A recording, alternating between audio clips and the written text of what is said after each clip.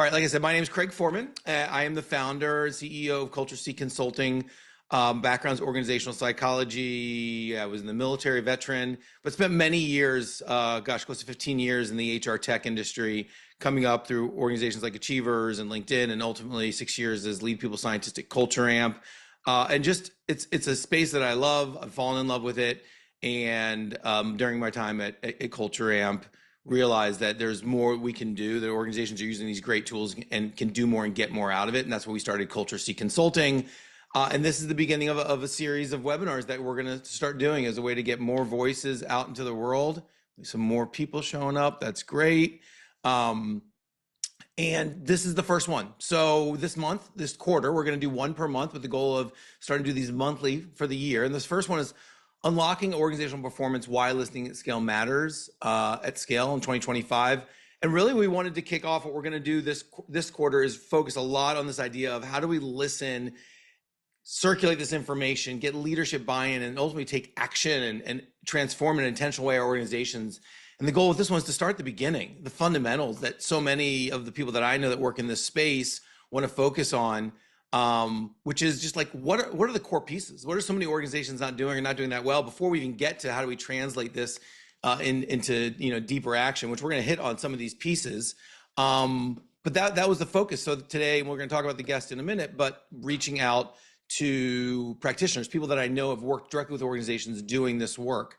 At CultureC, the framework that is fundamental to all of this in communicating with employees is something that I learned early on, that I've adopted, I've integrated. I know that, even in my time at CultureAmp, we talk a lot about this, but it's a fundamental, strong model to think about in getting set up, which is how are we, number one, getting good information? There's so much to that piece beyond writing good questions and getting great surveys out. We get another person coming in. So two people entered the waiting room. There we go. To great surveys out, but then what do we do? How do we take a moment to understand? Just because you have a lot of data doesn't mean you can translate. So how do we take a moment to translate and understand, almost digest this information internally, and then turn it into action, communicating it out, getting people to connect the dots, and how do we take action? So our framework and what we're working with organizations on is how do we transform culture, but starting with, if we can't listen and understand and have some data to back our anecdotal information, the conversations we're having, it's hard to do this well. So this is that framework, and we're going to talk a little bit more about that as far as in today. I want to tell you a little bit more just about our work real quickly. I just wanted to, look, we're pushing on 2 years now, about a year and a half in, so we've learned a lot ourselves along the way. Lisa, I'm still admitting people. We're learning along the way, but what are we learning? What are we seeing? Yes, the big picture, helping organizations listen at scale to their employees. But what are some of the big issues that we've been solving? And that is, number one, limited team resources. So a lot of organizations are wanting to do this work, investing in tools, but struggling with the team and the resources. So coming in for that. Support with alignment and buy-in from leadership. Again, it's one thing to get the information. It's another thing to be able to sell it up and help our leaders understand what we're hearing and have them focus on actions. And how do we integrate that into the organization in a world that hasn't always been the case for many. Getting from results to action. So, okay, great. We've run a survey, we've listened, we've done this initiative, we have information, but how do we strategically go about getting action? How do we measure and make sure that action is making sense? A more consultative approach. So some organizations just simply want more support in the journey. It's kind of a specialty. So, we're doing all these things, and we're doing compensation, we're doing our space planning, and we're doing all the other things, and we're doing these initiatives around listening, and we want a little extra support in that process with that specific focus. And then finally, supporting strategy and business goals, helping organizations get clear, not only on their strategy, but helping tie the dots to how can we listen at scale, thinking about your strategy, and how does that play into the information so we can make sure we're connecting the dots in that journey to take action. Real quick, it's nice to show this again as a company that's pushing 2 years to be able to pull up and show some of these great brands. Both that when I started CultureC Consulting, some of these are brands that historically we've worked with, but also brands that we've been working with over the last year. I mean, Google and Produce Pay and Redland and Drone Deploy and Acuity Insurance. So it's nice to pull this up and just share that we're working with some of these great brands across different industries, supporting them in these initiatives and efforts. So yeah, so now I'm going to turn the corner, and I want to set the stage for today and what we're going to be discussing. Going back to this model again, it is a bit rudimentary. It is collect, understand, act. Yes, simple, but also I come back to it in almost all of my engagements of working with organizations and starting to just rewind. What are the fundamentals? And if we unpack these, which we will today, we realize there's a lot of nuance in that, right? This first piece of um, how are we going to even go about what are we looking for? I mean, it's imagine being a researcher at a, academic. You got to plan and think about this up front. How are we approaching this? Because if you do it poorly, then everything else downstream is challenged, right? That we don't have good information, we don't know we understand. You do something like this, and you bring somebody like me or Josh or Carmen in, and you look at a question, and you're like, I don't know that this question's telling me anything specific, right? That's a challenge. So all of that, but then that moment in between. So great, you've collected information. It's so easy to want to move towards action, especially in a world where organizations are moving quickly. We go straight to action. And what about that moment in between, that pause? And how do we synthesize the information, get it in order, make sure we understand? Are we asking deeper questions? And then finally, how do we take the information and go to action, right? And so today, that's going to be the framework in this conversation because it's specifically focused on practitioners, people that are doing this work, specifically embedding these programs and have a lot of experience. To talk about that, my hope is that everybody on this call at some place is either supporting an organization or involved in that series of events is going to find different things that they could focus on. Who are those people? I'm just really excited to. It's Carmen and Josh. I think if anybody's going to be around me and my work, you know that I've learned so much from the places I've been, and I spent 6 years as lead people scientist at CultureAmp, and many of my roads lead back and will lead back to that: the relationships, the network, the people I've met, and got to work with. And both Carmen and Josh are two of those people. However, what is also great is that since then we've all gone off on our own journeys and our own paths. Carmen, after being a people scientist in Europe, which again I think in today's conversation is going to be great because we're going to get that external, a broader perspective that I know sometimes I see a lot of in North American companies, and that frames my perspective. Carmen was in Europe, but then went on to work with Oyster, so has a real big understanding and knowledge of remote work across the globe. And that work with Oyster, doing community building and supporting organizations. And then also as a podcast host, also learning and talking to people. So that's wonderful. Josh, also a practitioner. I met Josh one of the early days, way back in 2017. I think we started working together. And I will just say that Josh, before any of the additional work experience, was just one of those people that he was definitely a thought partner with me. We're often talking about things we're reading, seeing, learning. And like, I believe, at least for me, I learned a lot in those conversations with Josh. Josh went on to support numerous clients and ultimately became the point person internally at CultureAmp, supporting CultureAmp with how do we run our own, how do they run their own survey, and has now since gone on is working with Intuit, doing site leadership and engagement globally, which is really exciting. So I am going to now move from slides to here. I'm gonna let's. Well, good. Intro's over. We get to it. Josh, Carmen, first, let me just thank you both for being here. I'll give you a moment to say hello and share something that might be on your mind at this moment. I know I did my high level introduction. So, why don't we just, Carmen, you want to say hi? Sure. Hello, everyone. And Craig, thank you so much for having me today. Super exciting to be here. For those of you that don't know, I'm based in Barcelona, so it's just the evening for me. I can see the sunset from my view right now. And yeah, I think you did a pretty thorough introduction for me already, so I won't bore anyone else with more details. But just yeah, very excited to get down into all the details today. Right on. And we're moving across the globe. So we're going all the way from Europe. Now we're coming to Josh. Currently, where are you? Well, I live in Oakland, but I'm currently in Atlanta. Atlanta. That's where I was Yeah. going. Yeah. So I won't reintroduce myself. Hi, great to be here. I think the one thing I want to say is, Craig, you mentioned this is the first Culture C uh, webinar. So I just want to give a props to you going off on your own, starting your own thing. And Carmen, I know you also just did this as well, right? Is a really big step and it's hard to get rolling. It's great to see, to be a part of that and support you. And um, yeah, I mean, as you said, you've always been someone who's brought a lot of insight and thoughtfulness to how organizations care about their employees, and so really excited to see this grow over time. Yeah, thank you, Josh. Okay, and Paola is back, so that's great. All right, let's get to it. My thought is that we're going to move through. We're going to do this and so everybody knows, plan is to open this up the last 15 minutes, take some questions, have a conversation. I love to introduce this material. Back to it. No. And please let me know if things come in, if they seem, we should take them in a minute. Again, I'm doing this, so if somebody sees a question, let me know. But we will also go back at the end. The framework today is going to be, I just want to move through those slivers. But what comes up comes up. When we talked about how do we gather, how do we interpret. But before we do, I think it's important to set the stage. So I'd like to, and there's a reason. I'm going to start with Josh on this one, Carmen, because when I come to you, I also going to open this up in a different perspective. So I've thought through this, but I do want to start with big picture. What are you thinking about in the current state of organizations? How are they gathering information? I know I think a lot about this, what I see, what I'm seeing, and what do you wish more organizations knew, or do you think about what are you seeing in the current big picture of all of this? Josh, let's start with you.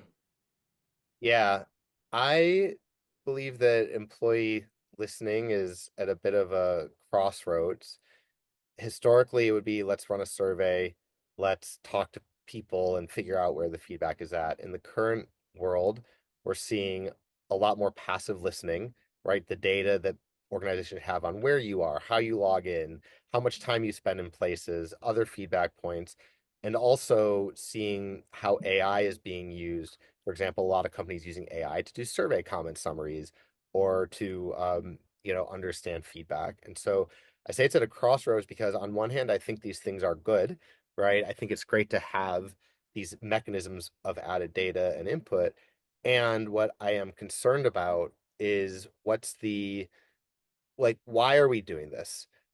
I think on one hand, we run employee listening strategies to gather data that we can act on, that we can change things about. But a really big part of any employee listening strategy is actually the experience of being listened to, right? And the feelings that come from when you feel like someone has actually heard you, has empathized with you, understands your pain points, even if they can't all be addressed. And so why I say it's at a crossroads is because my overall concern is that as we move to this more advanced technological place, companies they might get the data, they might fulfill that first box really well as far as, hey, we have data, what do we do with it?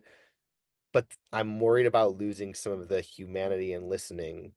I don't even think it's a secondary time. I think it's a really critical part of any strategy. So that's one of the things that's really top of mind is how do we get the data, but also do it in ways that help people be a part of it and feel heard through the way we engage through that process. Yeah. And I think what you're hitting on for me, I feel the same thing. We like to put things at odds with one another. And that also the people that drive these initiatives have they want input. I get it. But sometimes miss the value of don't lose the listening and the experience of connecting those relationships. And if we lean just towards, oh, I can just scrape everything I want, then you're giving up that whole piece of the interaction.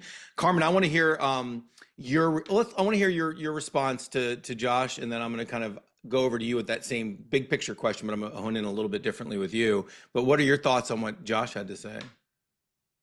Yeah, I think interestingly, what I've seen with the organizations around Europe as well is there's a lot of maybe action taking already. So we're kind of jumping towards the end, but we're missing the whole listening and understanding part. So I think there is an intention to be better, to change, to, improve in terms of our organizations. But what is it actually based on? Who did you ask? Is it based on any data? The data that you're mentioning, Josh, is it surveys? So I think sometimes we're cutting to the chase too quickly and then realizing, oh, that's not actually what our employees wanted or what they wanted to see. I think a big example of this is return to the office, right? Yeah, everybody wants to come back. And then when you look at the data, maybe they didn't, or they didn't want to come in those, amount of days, for example. So I'm seeing some companies, kind of go too fast almost. Mm-hmm. And in other occasions as well, I'm seeing that some companies are just not doing anything at all. So there isn't even an intention to have a listening strategy in the beginning because of cost cutting, the situation that we're in right now. So there's it's like you say, Josh, we're in a weird crossroads right now compared to a few years ago, definitely. But there's a necessity, right? We need to listen to our employees. So it's interesting. Let's go down. I want to go down that path. This was the bigger thing I think I was going to with you. Your time with Oyster, I think, is really great because you did so. Not only we've all probably worked with companies that are distributed, but Oyster's focus really is distributed organizations and globally. So pulling back a little bit too in our current state, we have somebody else joining. Just pulling back a little bit and talking about, yes, this need at a large scale, but what are you thinking about in what's newer in the world and with distributed organizations? I think in terms of remote and hybrid organizations, the curious thing is we can't apply the same, method of, oh, I'm going into the office and getting the vibe, or I understand from this conversation that, people are burning out, for example, or that they're needing certain improvements in XYZ. When an organization is fully remote, you don't have that. So you really have to be intentional and have a listening strategy, because if you don't have one, there is no listening. So it really becomes so much more important to be actually surveying your employees, asking them questions, gathering that data as much as possible, because otherwise you're really, finger in Yeah. the air, guessing, and maybe you're guessing the right thing. Maybe it's the complete opposite strategy that people are wanting. So it becomes so much more important, and especially to do it often as well, because, change, things can change very, very quickly. Yeah. You hit on something. I imagine, I'm going to assume that all three of us will nod our heads to this, but given the work that we've all done, having that really visceral experience of doing this and presenting data to leaders and always seeing that, like, there's always the validation in the heads that, yep, that's great. That's what we want. And always there's something, especially for our first survey, where they go, oh, really? It contradicts something they believed. And I know I'm always thinking to myself, yesterday you would have made a different decision if you didn't have that data. So Carmen, when you talk about distributed and global, I just think to myself, if that was the case 5 years ago, now if you think like without any, it feels less responsible. So Josh, before we dig into going deep, let's just to close this one up, talking remote and distributed and the growing importance for our ability to listen. Any final thoughts? Yeah, it's interesting because listening doesn't necessarily also mean you're acquiescing to every request, right?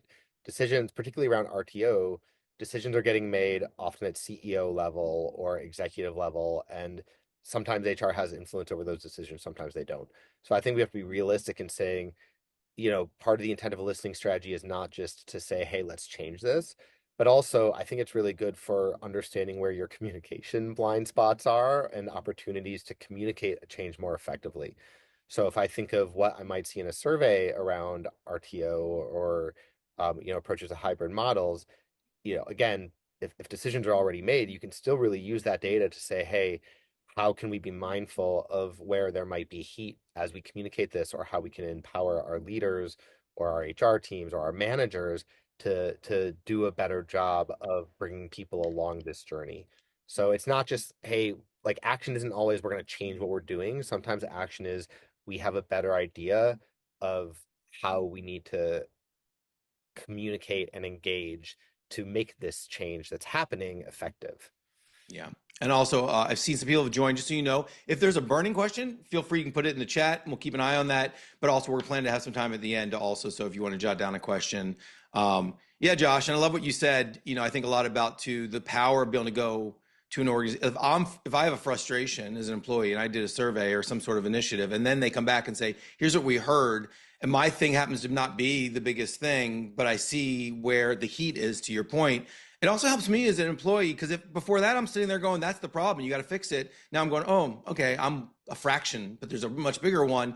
Now I'm more aligned with, like, I understand why maybe my issue is not the issue. So I also think this goes back to, don't miss the dynamic between your people running a survey just because I know the leaders want data, but don't miss all those other things that can be the beneficiary ones.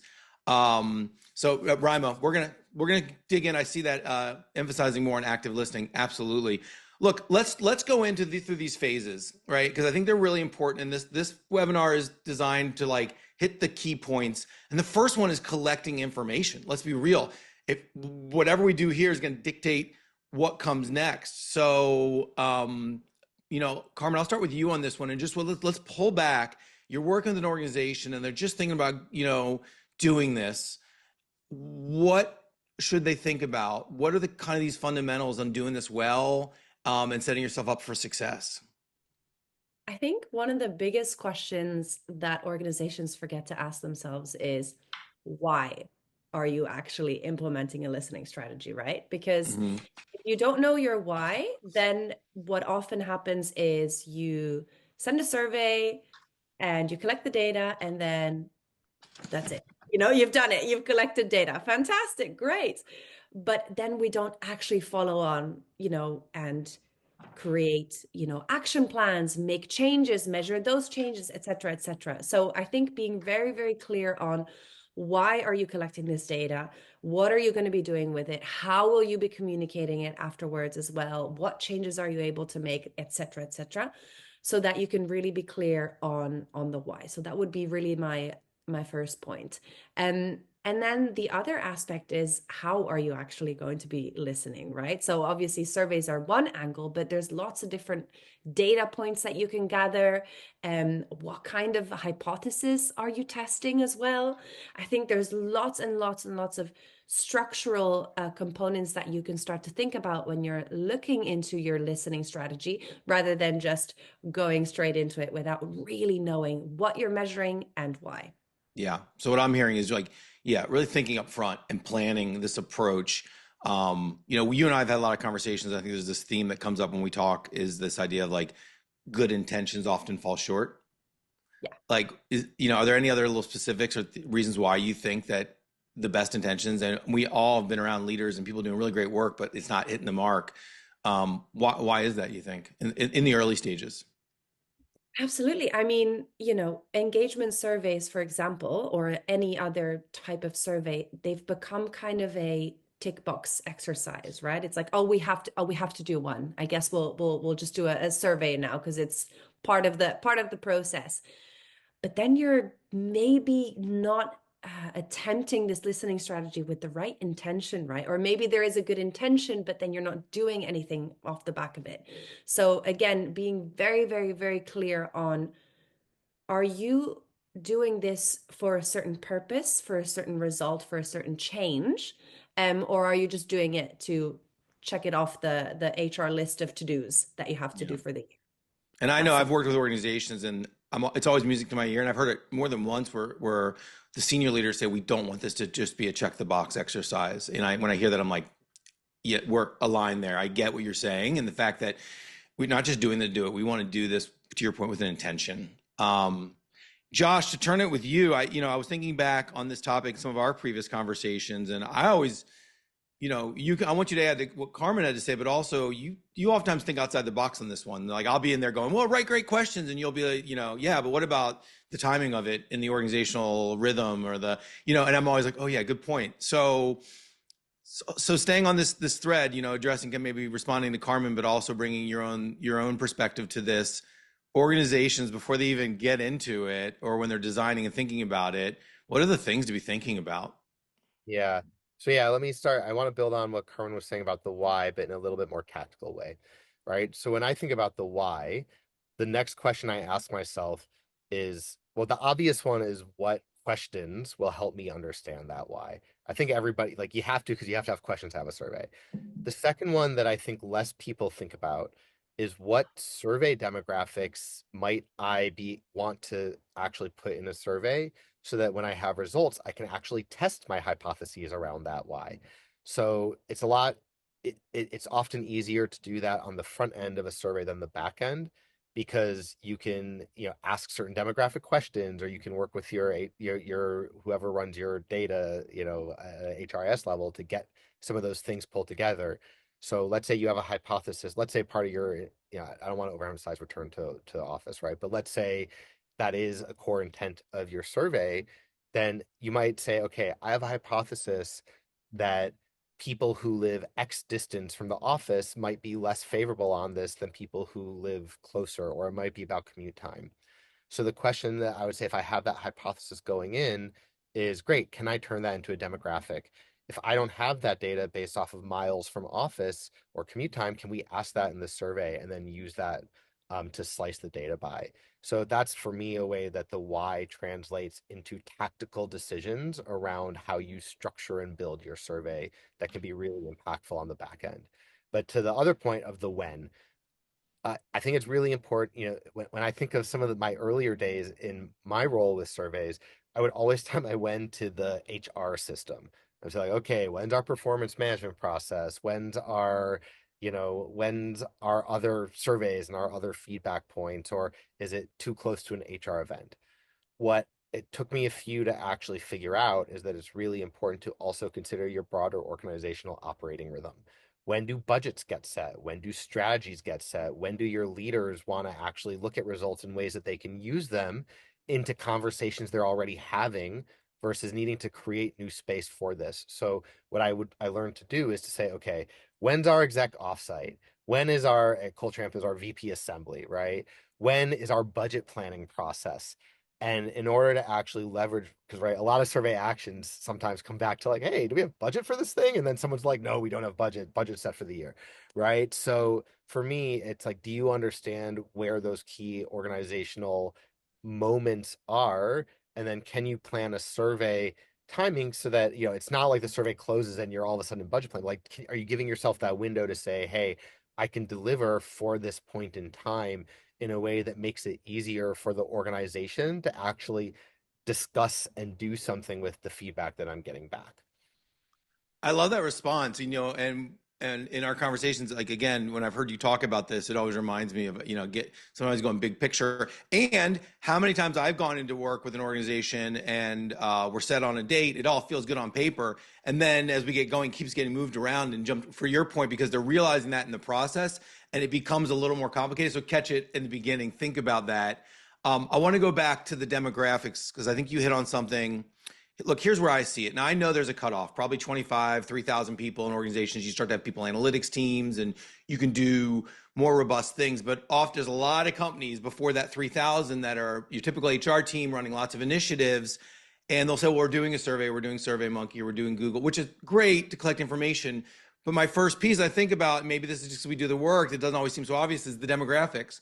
And how much harder it is afterwards, that there's a layer you'll never get by just sending out a survey. And also if you go and just say, well, tell me your demographics, like people are funny about that, but you have a lot of those demographics. So it's also a nod towards using some sort of third party because they're designed in a way to house that information, keep it safe, and from the get-go have interfaces for you to look at things through the lens of data.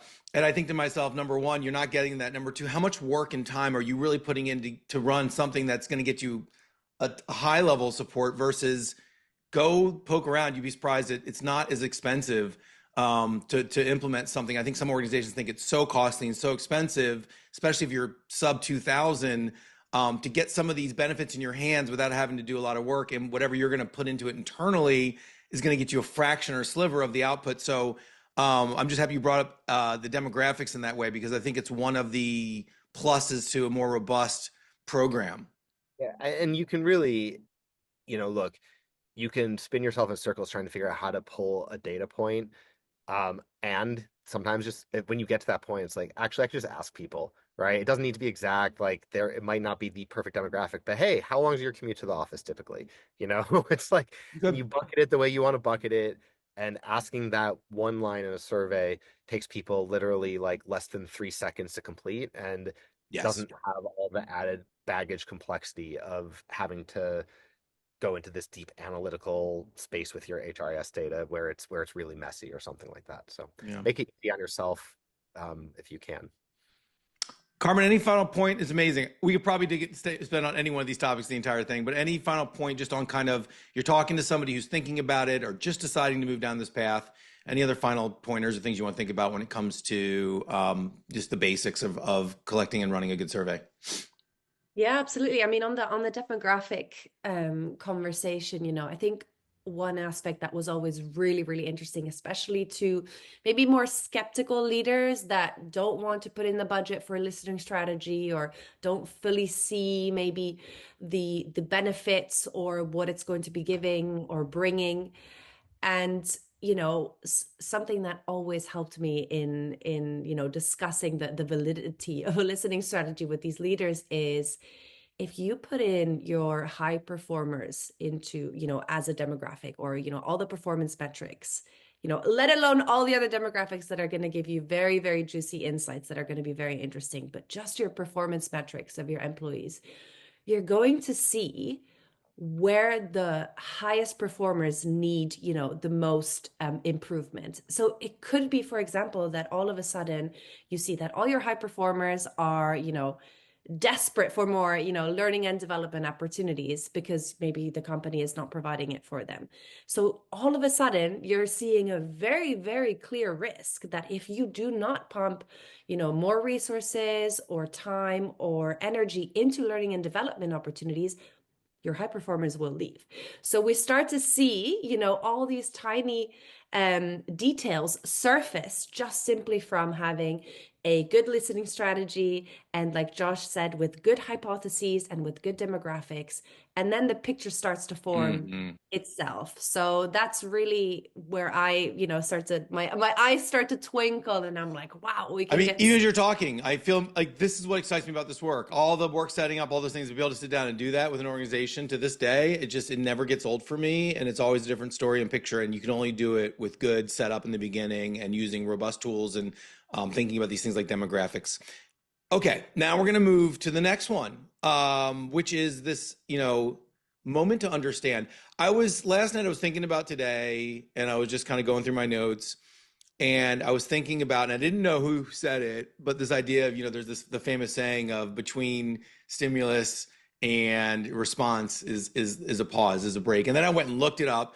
It's Viktor Frankl, and much bigger perspective on humanity, but I thought it still holds even in our work. Is this idea it said between stimulus and response, there's a space, and in that space, just to paraphrase, the power to choose to respond. And I just think it summarized what I've seen when done well. That, Carmen, you already mentioned some companies just get to action before they even do anything. But run a survey, and we're listening at scale. There's lots of voices. There's lots of data to intentionally take that moment to pause before we move to what we're going to do next. So I wanted to turn gears to that, and I wanted to jump in. Carmen, you had discussed. And some stuff I'd seen just kind of like leader resistance.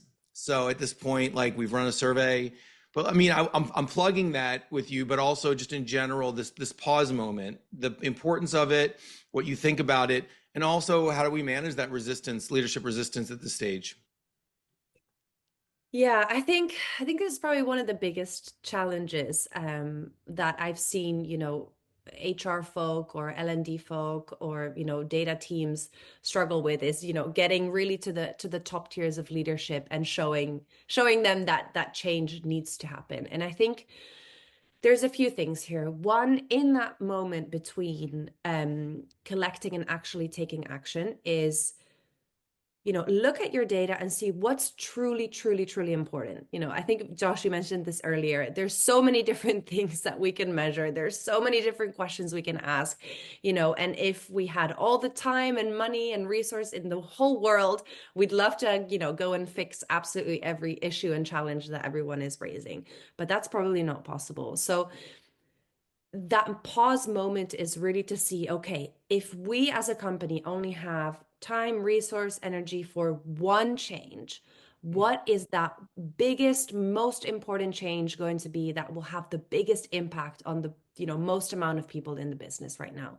So I think that's the first step that I would go to. And then, especially for those more skeptic leaders, what is the story that you can then tell, right? Obviously, it's showing the data, but can you start to look at those demographics, like I mentioned before? Or are there certain comments that came up that are really bringing a certain issue to light? Or are you getting more qualitative data as well? Like Josh mentioned, are you asking people and there's a certain challenge that keeps coming up? So really start to work on the story and the data pieces that you can present to that skeptical leadership team to get the backing for those changes. And then one piece as well that I would say is bring your employees on board with this. You don't need to tell them absolutely everything that you're doing, but be transparent, because Mm. there's nothing worse than filling in a survey and then you don't know what's happening with it. It just falls into the ether of surveys, and you don't know if change is being made, if it's bringing, being brought to leadership, what's being prioritized. So I think there's the piece of understanding it, then having leaders understand it as well, and then also having the employees understand what's going on with the data before it even becomes an action. Yeah, well, two things, and it seems like a theme throughout. It's funny. I mean, we all think about this, but hearing it in order, this idea of the two sides of this, that yes, it's being run by the organization for input, like we talked about in the front end, but even here, another miss is not communicating to your employees, again, getting information, but missing this opportunity to communicate, even if it's going to take 2 months to get back, if that's what it's going to be, to say up front, here's when we'll be back to you with. So versus leaving all that space for them to go, once again, a company not getting back to me, even if you are getting back. So that theme comes up. And I think the other one that you bring up is, yeah, if you do this well, there's so much data. I think to myself, it's like going in and getting a full blood panel and then getting the results, and without even talking to a doctor, making a decision. And like, how have you organized this? What does it mean in context? So these points that I'm hearing you bring up. Josh, what about you? What do you think about? I mean, you've done this many times as well. What do you advise leaders, and what's going through your mind when a survey first closes or some sort of data gathering initiative closes?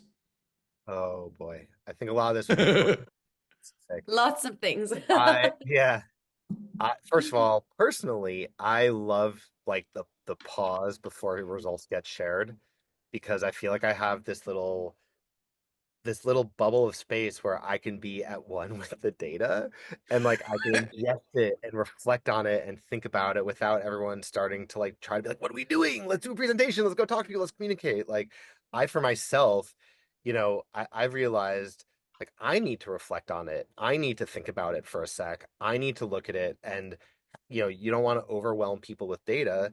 That's actually that's ineffective, right? You want to help them focus their energy, and sometimes you need to do that for yourself, and you need to allow yourself space, or whoever is like going into it, like let's say you have a team of 3 or 4 people that does this, give everyone a few days to like go into the data and just play around and search and try to figure out like what they're seeing and come with their hypotheses, taking the stress away of needing to solve it, right? I think that's so important. And to me, that's a lot of the fun.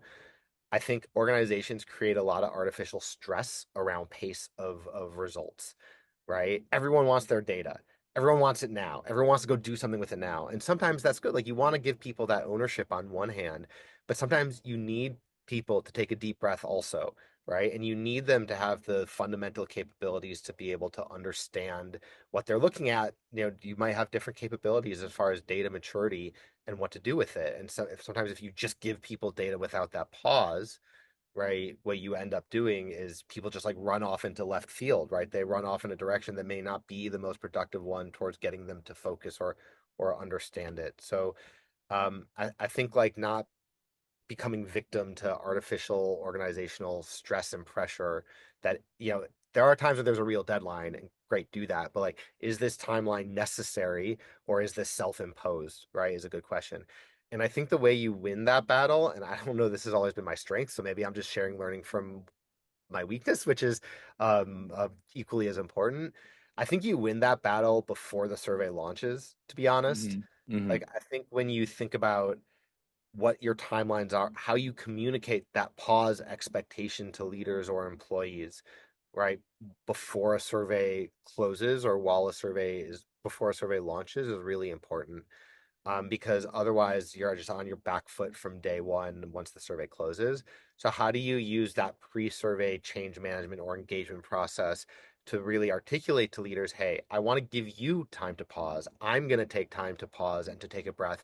We don't need to come up with an action plan in a day or 2 days, right? Now there might still be quick wins that you could do faster, but like, hey, let's all just like decompress and de-stress this moment for a sec.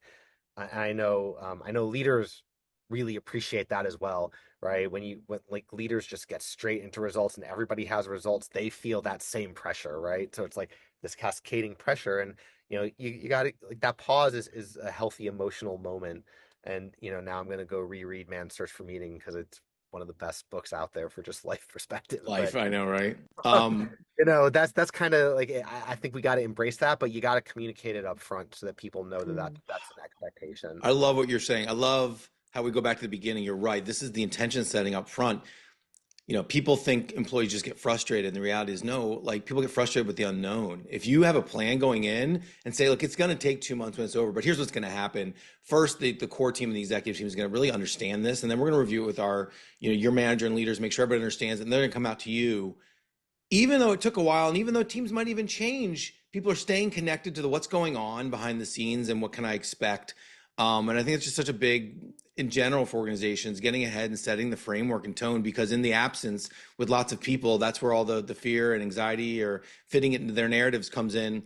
And Josh, I also loved what you said, what you're talking about, that pause of, you just reminded me of, there's certain things in life that once you open it up, it's open. And there's this beautiful thing for a moment in time with your leadership and your team before it's not going through everybody's perspective and let me see it the way I need to see it to justify my cause, which is fine too. This conversation should happen. But, I was thinking about just anybody that's been in a relationship, that thing comes out of your mouth too fast. You're like, I wish I could have just thought for a minute about that before I said it, because now I have to, like, everything going forward is going to be through that lens. So I think it's the same thing. It's that quick response, and like, you never get it back. Once you've opened it up, you never get it back.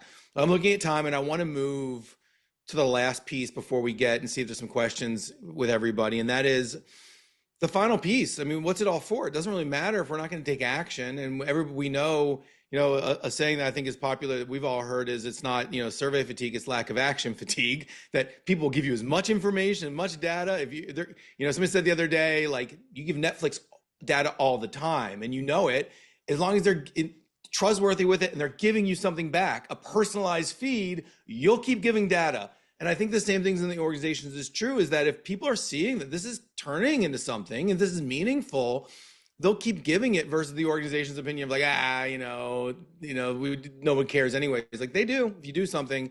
So I wanted to turn and just take another 5 minutes or so and talk about of moving from, okay, you've taken your pause, you've looked at it, but what are some fundamentals or some basic tips on supporting an organization and moving to action? And Carmen, I think I started with you last time. So Josh, let's start with you on this one. All right. So what are some ways to help organizations move through action? That's there's a lot of things. I think help, first of all, like, the more frameworks and coaching you can give, and again, you can scale this to leaders so that they, like, you don't need to make decisions for them, right? Like, they'll know their organization, they'll know they have their own judgment. They need to have that capability. So how do you make it easy on them to focus, to not feel like they need to get it perfect, right? To know where some of those guardrails are for impact. I think as as an HR person, like, there are things about action planning that are hard. There are also things that can be made easy through good support. And, like, how do you make the things that can be made easy so that the leaders who are actually doing some of that action planning um, can focus there. I also think, right, again, it's kind of similar to helping people feel heard. A big part of action planning is the process of getting people engaged, right? So, how do you help bring employees into that conversation where possible, and where impactful, so that they feel like they have a say in the solution, and can take some ownership over it is really important. But yeah, Focus, agency, like realizing that, like, if we're going to democratize this, it's about supporting them, not telling them what to do. yeah, and reduce friction through your role, right? You're in HR, like, you got a lot of ability to reduce friction, like, make it easy where you can. Got it. Carmen? I think, yeah, I think to add to that as well is the accountability piece, right? Because you are giving, leaders the agency, the independence, the resources to be able to create those actions and actually implement change. But are you also holding them accountable, right? So what is a time frame, for example, or is it now tied to, certain OKRs that they have, or how are you measuring the impact that's, actually being made here? So I think, something that I see happen a lot is we give, the ownership to managers, for example, to create change, and then it falls off the wagon again. So I think there's all these little pieces in terms of this collection, understanding, and acting piece, where we do have to keep kind of checking, right, where that we make sure that the action is going to be made at the end of it as well. So I think that accountability piece is huge, huge, huge. I love that accountability. You're right. And Josh, as you said, we could do a whole topic on a lot of these things. As a matter of fact, the third webinar in the series is going to be just on that, is moving to action and how do we drill deeper. And I think accountability will come up and be a big piece. Okay, here's what I want to do. Sorry, can I ask one? No, go on, Josh. Go on. Yeah. Okay, Carmen, from your point of view, would you would you have process accountability or outcome accountability for a leader? Where do you think it's more impactful for HR to nudge people? That's a great question. So I've seen both, and I think it depends on the team, and also I think depends on the person. But I would say that I think the process in this case would potentially actually help more, because then you're also encouraging them on the process. Whereas if it's only results based, then maybe they're going to just do something very quickly and say, oh yeah, I did it. I completed this. I said we're doing more one-on-ones. I did them, rather than actually measuring them on the process. So it depends. I don't know if that's the best answer you wanted, Josh. Something I think about a lot, right? Like, yeah. right, What comes to mind for me when you say that, Josh, is I go back to the word accountability. And I think to me, fundamentally, it's about our promises, I say our words, but explicit or inexplicit, our actions and our words aligned. And when you say that, I think to myself, both like organizational accountability, which is the process stuff that we say we're going to do this or be here, but also individuals. If you say and you own something, I mean, that you're going to follow through or manage the change. If not, and I think it's really working towards our organizations getting in line with accountability with what they are promising their employees, and with all of us working on that piece of, do we call each other out when you say something and don't do it? And every time we let that slip, that's a transgression that just we so I think it's a bigger piece in organizations and in life of like, are we holding each other accountable to what our commitments to one another, both organizationally and individually? All right, I know we could keep going here. Here's what I'm going to do real quickly. I'm going to remove the spotlight. I'm going to be very quick about this, and then we're going to get to Q&A.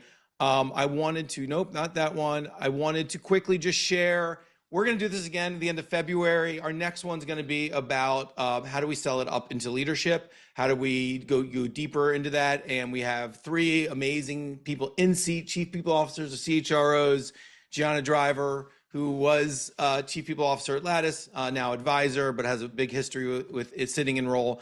Penny Farina, who I've known for a long time, is the VP of Human Resources at Ecobee. And that's Canada's first unicorn, and she was there from 100 people up to massive growth in one of the biggest organizations in Canada. And Sony Bassi, who was the former global chief people officer at Edelman, also has a lot of experience in advising organizations as well, sitting in seat. So that's exciting. The other thing I want to share is first, thank you. If you don't already, please follow CultureC. But you will also get an email coming out afterwards. But if you want, you can scan this code and book a complimentary session where we'll go through a little survey questionnaire, learn about your organization, and share a couple tips or things that we think could be helpful. So you can grab this now if you want, or you will get an email afterwards, or if you're watching this. And if you didn't get that, just reach out to me, or if this doesn't work, reach out to me. We'd be happy to set that up. Again, we'd love to have these conversations, and it's really about keeping this conversation going and bringing people together to have these conversations, so you know where to look when the resources are needed. It's a big one. It's a big conversation, but hopefully we're moving it forward. And like in the end of the day, when people feel heard, everyone wants to feel seen and heard. Oh, and and that's what we're trying to do in organizations. So I just want to thank everybody. You're going to get an email with upcoming webinars. We want to keep growing these, so please join us. Like I said, next month will be a different focus. Josh, Carmen, thank you so much for taking a chance and trusting me on this. And I really appreciate everybody being here today. And thank you. Thank you, Craig. And thank